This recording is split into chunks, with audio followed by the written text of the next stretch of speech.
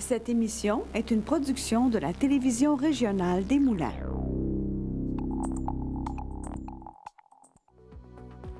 Avec la collaboration de la Chambre de commerce et d'industrie Les Moulins. Le CFP des Moulins, fier partenaire de Fibre E.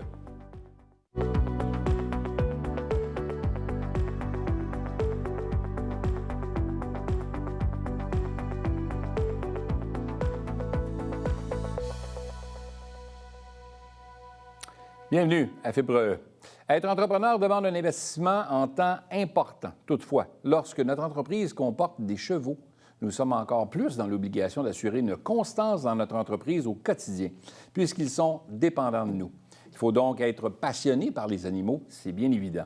C'est le cas d'ailleurs de notre invitée d'aujourd'hui. Elle se nomme Angélique Mamelin. Elle est propriétaire des écuries Camp. Angélique, bienvenue à Fibre E. Bonjour Pierre, merci. C'est le fun de te recevoir parce que tu as un parcours entrepreneurial totalement différent. Tu as une écurie. Oui. Donc, être entrepreneur, c'est aussi être dans des domaines divers, différents. C'est ce qu'on voulait démontrer aujourd'hui avec ta présence. Qu'est-ce qui a fait que tu te retrouves à la tête d'une écurie comme aujourd'hui? Est-ce que tu avais cette passion-là avant ou est-ce que ça s'est arrivé sur le fly? Ou... Oui, je l'ai toujours eu. Ma mère, elle m'a inscrit à un cours d'équitation quand j'avais 8 ans. Puis, je pense qu'elle ne savait pas dans quoi elle s'était embarquée à ce moment-là. Ah, tu vrai? Oui, tu vrai? oui.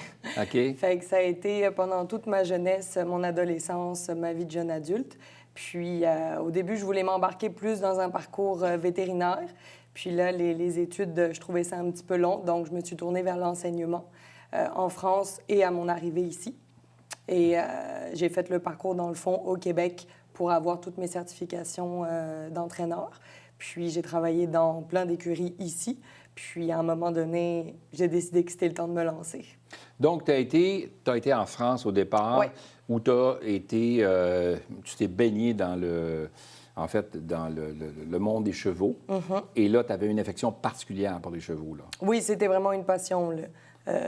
Parler cheval, vivre cheval, comme tout Ils le temps. disent qu'on tout peut le temps. parler avec les chevaux, là. Les chevaux sont intelligents, là. Oui, ils sont des comprennent. animaux très intelligents, très sensibles. T'sais, ils ont une manière de communiquer vraiment particulière.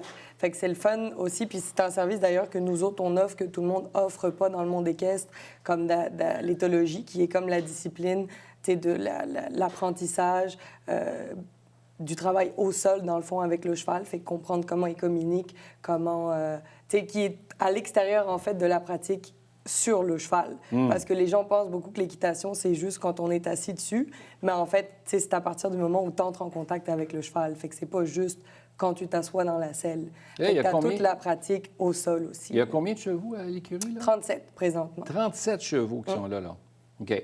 Alors là, tu offres différents services, bien évidemment, à l'écurie, mais là, je reviens à toi. Oui. Donc là, toi, de ton côté, tu étudies, tu suis des cours, tu montes les chevaux et là, tu grandis là-dedans. Tu arrives ici au Québec.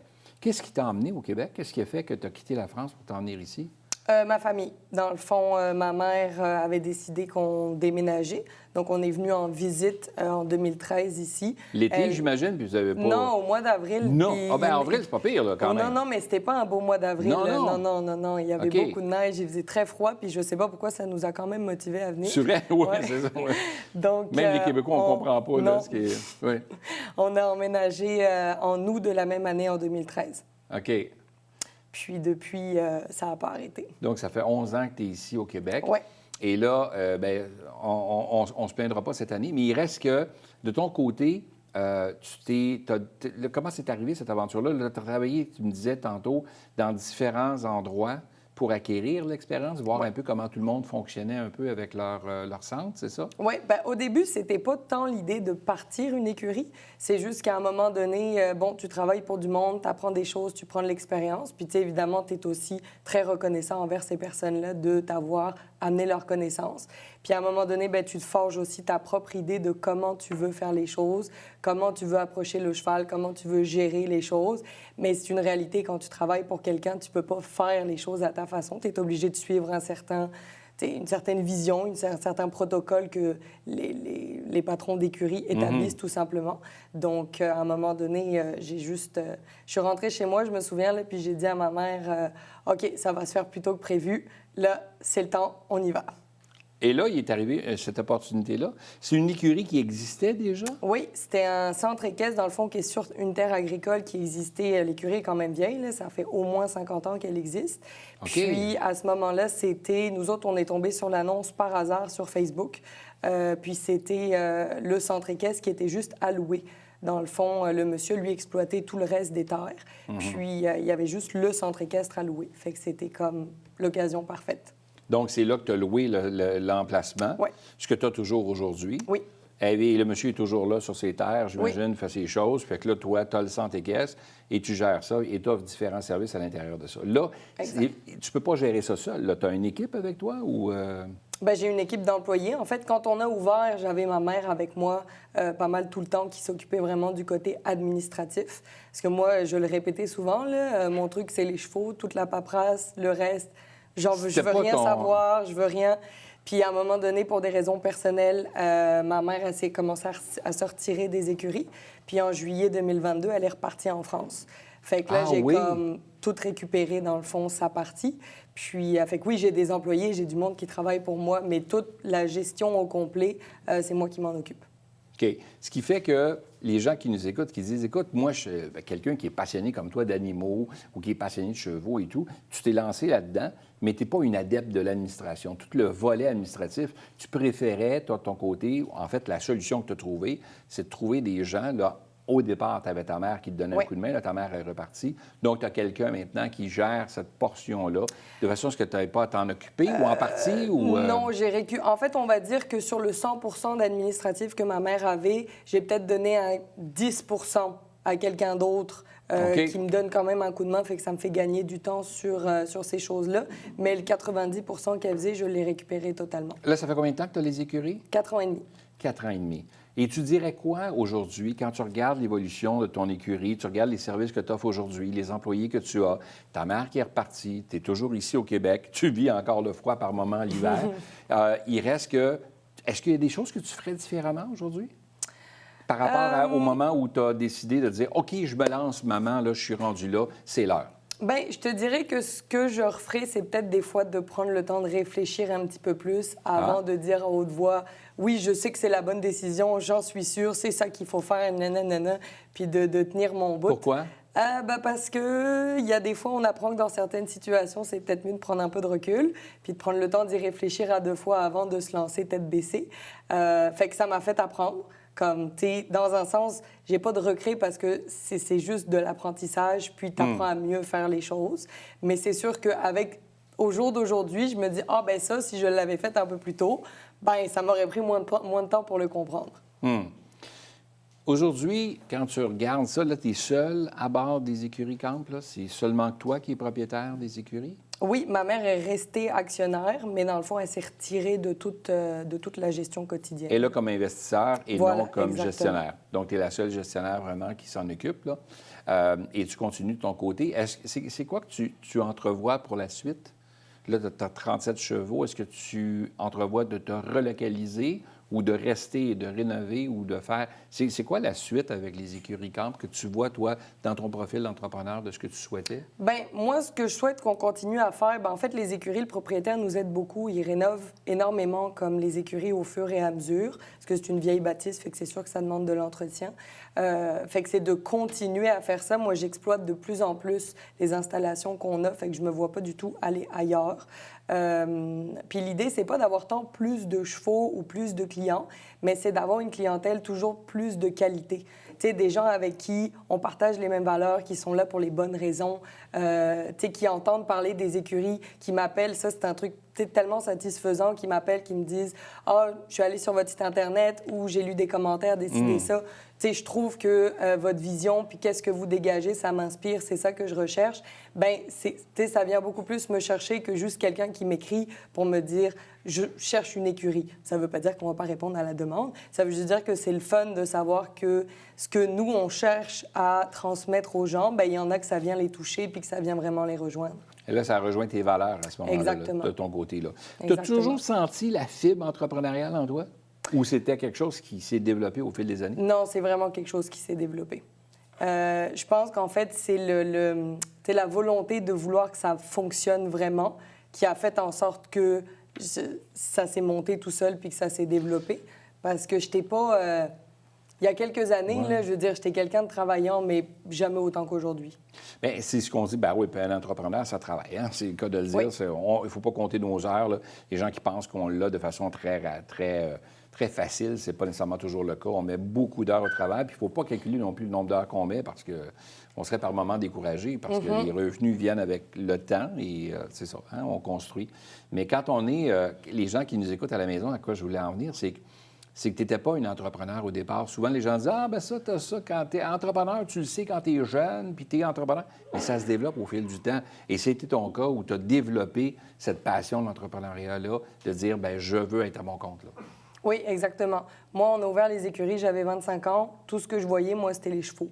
Être entrepreneur, ça ne me parlait pas gros, là. Je voulais juste avoir ma place, puis ça a été un peu par obligation que je me suis lancée là-dedans, puis qu'après ça, j'ai compris qu'il y avait des tâches puis des responsabilités qui venaient avec, puis qu'on ne pouvait pas y échapper.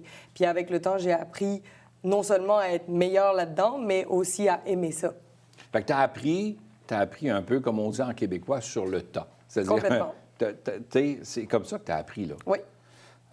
Puis avec les connaissances de ma mère qui avait déjà un peu d'expérience dans la gestion d'entreprise, évidemment. OK. Elle était entrepreneur un peu ou...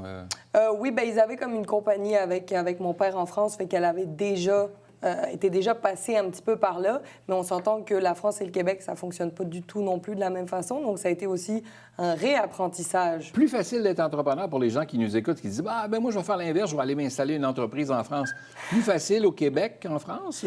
Ça, je ne saurais pas dire. Il faudrait vraiment demander à ma mère. Je pense qu'il y a des choses qui sont peut-être plus faciles.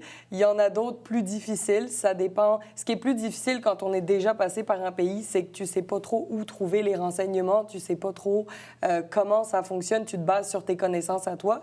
Puis à un moment donné, tu arrives puis on te dit « Ah, ben finalement, non, c'est pas comme ça que ça fonctionne ici. » Qu'est-ce que les gens diraient d'Angélique aujourd'hui si je leur posais la question, à tes employés? Ils diraient quoi que tu es comme personne?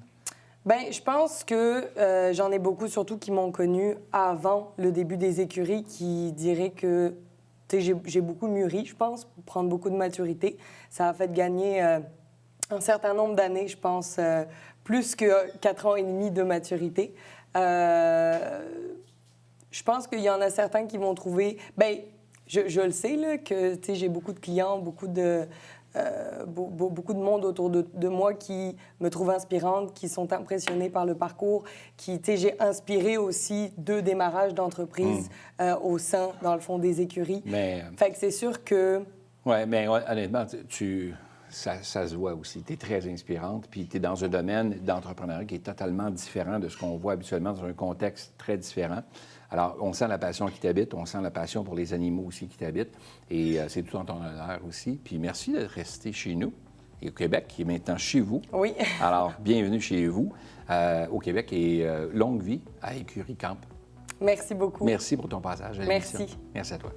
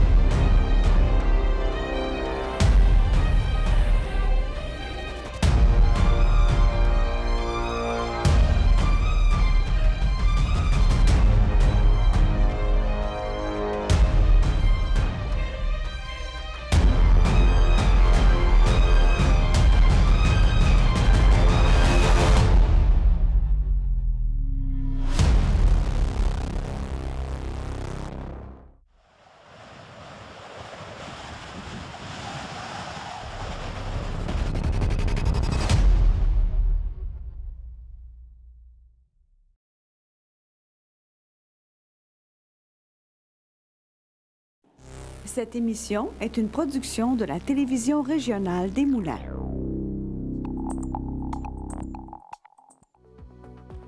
avec la collaboration de la Chambre de commerce et d'industrie Les Moulins. Le CFP des Moulins, fier partenaire de Fibre E.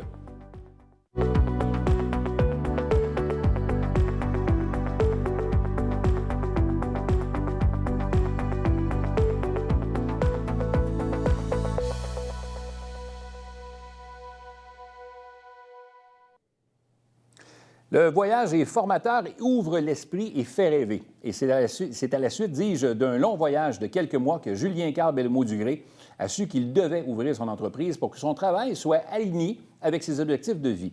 Depuis maintenant 15 ans, il surfe donc sur la vague de l'entrepreneuriat avec son entreprise Codem et il s'y plaît. Julien Carl, bienvenue à Fibre E. Merci pour l'invitation. On se connaît, on va se tutoyer, ça va peut-être être plus facile, sinon ça va avoir l'air un peu bizarre pour ceux qui savent qu'on se connaît très bien. Ouais. Julien Carl, merci d'avoir accepté l'invitation. On reçoit des entrepreneurs à Fibre E dans le but d'en connaître davantage sur l'entrepreneuriat, mais voir aussi la passion qui habite nos entrepreneurs d'ici. Et dans ton cas, quand je lisais le dossier, puis j'en savais un peu, mais j'en ai appris davantage sur toi, à savoir que tu es allé faire un voyage de ton côté en Europe, en Amérique latine, et tes revenus de là, et tes revenus complètement changés. Bien, complètement changé. Oui, j'étais allé me promener un petit peu. Là, on remonte en 2008. Tu avais 20 ans à l'époque. J'avais 19 ans. Ouais. 19 ans. OK. J'avais 19 ans. J'étais allé me promener un petit peu. J'ai été 3 mois et demi environ. Wow! On parlait pas d'une semaine de resort, là. On parlait de... Non. OK. Non, j'étais allé Venezuela, Pérou. Puis après ça, j'ai pris l'avion puis j'ai traversé en Europe. Puis j'étais allé me promener pas mal en Europe. Puis j'ai eu, pendant ces 3 mois et demi, presque 4 mois-là, pas mal de temps pour me challenger, puis penser à où est-ce que je... Puis, tu sais, j'avais 19 ans encore, là. Fait que, voir où est-ce que je voulais être dans la vie, comment je voulais faire les choses, qu'est-ce qui me drivait, qu'est-ce qui me drivait moins, là, où j'avais de la difficulté. Tu sais, quand t'es 3 mois pack-sac, là, puis dans ce temps-là, téléphone intelligent, ça trahit mon âge un peu, là, mais dans ce temps-là, de téléphone intelligent, il n'y en avait pas, fait que t'as du temps beaucoup pour penser. Puis je suis revenu, changé. Peut-être pas un nouvel homme, mais je suis revenu assez changé. Je suis revenu un jeudi soir, 11h30, minuit, je sais pas trop. Vendredi matin, 8h, j'étais dans le bureau de mon ancien boss pour me dire que j'étais intéressé à revenir travailler pour lui. Puis le lundi matin suivant, je recommençais à travailler pour lui, mais j'avais quelque chose en dedans de moi qui me disait que fallait que je fasse autre chose. Puis quelques mois plus tard, 3 mois plus tard, finalement, j'ai quitté puis j'ai parti Codem avec mon associé de l'époque. Pourquoi Codem? Pourquoi dans cette ligne de produits-là, qui était compétitif aussi à l'époque aussi, là, qui était nouveau? Bien, c'est le domaine dans lequel j'ai étudié. Moi, j'ai étudié dans le monde du web. Puis on avait l'idée de faire les choses différemment. On avait une idée à l'époque, là, on remonte, on avait développé un système qui était supposément révolutionnaire, mais le monde dans lequel on évolue, le monde du web, le monde du numérique puis des technologies, ça change vraiment beaucoup. Ce qui était cool en 2008, il était peut-être un petit peu moins rendu en 2009 et demi, 2010. Fait qu'il a fallu changer notre fusil d'épaule, puis ce qu'on avait développé qui était vraiment extraordinaire à l'époque, il n'était plus du tout suite à l'arrivée de, notamment des téléphones intelligents, puis certaines restrictions qui ont été mises en place par des gros joueurs dans notre domaine. Quand on démarre comme ça à ton jeune âge et que tu as cette détermination-là de te lancer en entreprise, tu as besoin, par moment, d'être accompagné par des gens qui ont des notions que tu ne possèdes pas. Ouais. Et de ton côté, ça s'est avéré que ta mère était dans le monde de la comptabilité, avait des notions qu'elle pouvait t'offrir, et ça t'a aidé à développer ce côté-là que tu avais peut-être un peu moins, parce que d'où c'est... On sait tous que les finances, c'est primordial au niveau de l'entreprise, savoir un peu si on rapporte ou pas, là. Oui, bien, quand tu démarres ton entreprise, dépendamment, là, tout le monde a sa façon de faire, mais moi, j'ai démarré, puis on était un peu jack of all trades, fait qu'on faisait un petit peu de tout, et la comptabilité, bien, c'était sur ma plate. Fait que je me rappelle très bien, là, dans les débuts, ma mère était enseignante, mais elle avait été technicienne comptable longtemps avant. Fait que le samedi, je faisais ma tenue de livre avec ma mère au bureau. J'avais mon petit bureau qui était juste l'autre côté de la rue, en fait, sur Léon Martel, à Terrebonne. Puis, il y avait de la place pour 2, 3 personnes dans ce bureau-là. Puis, ouais, ma mère me donnait un coup de main pour la comptabilité. Par après, bien là, évidemment, ça a évolué. Mais ouais, c'était sur ma plate, puis j'avais aucune idée de ce que je faisais. Donc, je suis allé chercher un petit peu. Donc, tu es parti de rien. On avance rapidement. Maintenant, 15 ans que l'entreprise existe. Combien d'employés?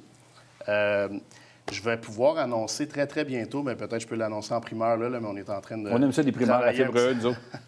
On travaille un petit dossier qui va nous amener à être une vingtaine d'employés là, dans environ un mois. Ouais. OK. Donc, déjà une vingtaine d'employés qui gravitent autour de Codem. Codem existe toujours, a diversifié ses produits, a évolué dans le temps, a suivi la technologie parce que ça va vite, comme tu le disais. Très vite. Et aujourd'hui, quand tu regardes ça, là, puis tu tournes, là, puis tu regardes vers l'arrière, là, tout le chemin parcouru, des choses que tu ferais différemment aujourd'hui. Est-ce que tu ferais le même saut ou tu repartirais en voyage? Ah, boy, je repartirai en voyage demain matin, ça, c'est sûr. Là. Bien, s'il y a des choses que je ferais différemment, évidemment, plein de choses. Avoir su, j'aurais fait autre chose des fois. Mais en même temps, je pense que la beauté en entrepreneuriat, puis c'est une des choses d'ailleurs que j'ai réalisées quand j'étais en voyage puis qui m'a poussé à partir Codem, c'est que j'avais envie de faire les choses à ma façon, puis j'avais envie aussi, surtout, de faire plusieurs choses. J'avais pas le goût de me lever le matin, faire la même affaire à tous les jours de ma vie, puis me réveiller à 65 ans, prendre ma retraite, puis avoir plus ou moins réalisé ce que j'avais envie de faire de ma vie. J'avais le goût de me lever le matin, d'être drivé par des défis, de faire une chose le lundi, puis complètement une autre chose le mardi. Fait que c'est ce qui m'a amené à partir de mon entreprise. Fait que c'est sûr que si j'avais à refaire autrement, bien, peut-être qu'il y a des décisions que j'aurais pas prises. Puis si j'avais su certaines choses, il y a des risques que j'aurais peut-être pris. Mais en même temps, on n'a pas de boule de cristal, on ne sait jamais. Une chose est sûre, c'est que pour répondre à ta question, si j'avais à repartir Codem demain matin, je le referais, c'est sûr, parce que c'est ce qui m'a amené aujourd'hui. J'ai rencontré, puis on s'entend, j'ai juste 37 ans, là, fait qu'il me reste encore beaucoup de chemin devant moi, mais j'ai rencontré tellement de belles personnes qui sont devenues hyper importantes dans ma vie grâce à Codem. J'ai réalisé plein de belles choses. Ça m'a permis aussi d'embarquer dans plein d'autres projets. Je le referai demain matin. Par contre, il y a peut-être des choses que je ferais différemment. J'irais peut-être chercher certaines formations que là, j'ai dû apprendre sur le tas, on va dire.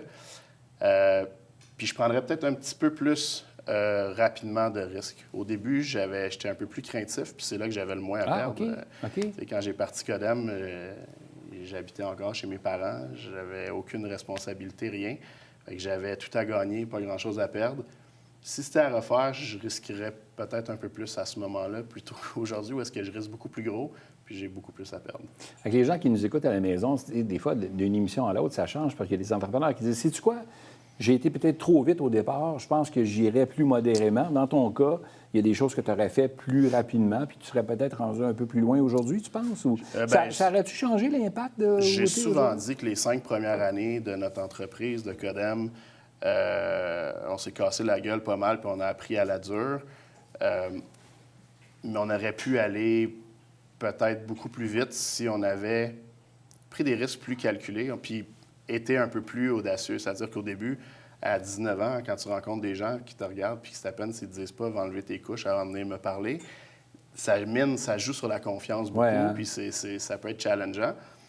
Fait qu'il y a certaines choses probablement que, oui, là, auxquelles je repense puis qu'on aurait pu mettre la pédale dans le fond un peu plus. Puis probablement qu'aujourd'hui, bien, on ne sait jamais, mais probablement qu'aujourd'hui, on serait un peu plus loin peut-être. Ouais. Toutefois, tu as une base qui est solide aujourd'hui.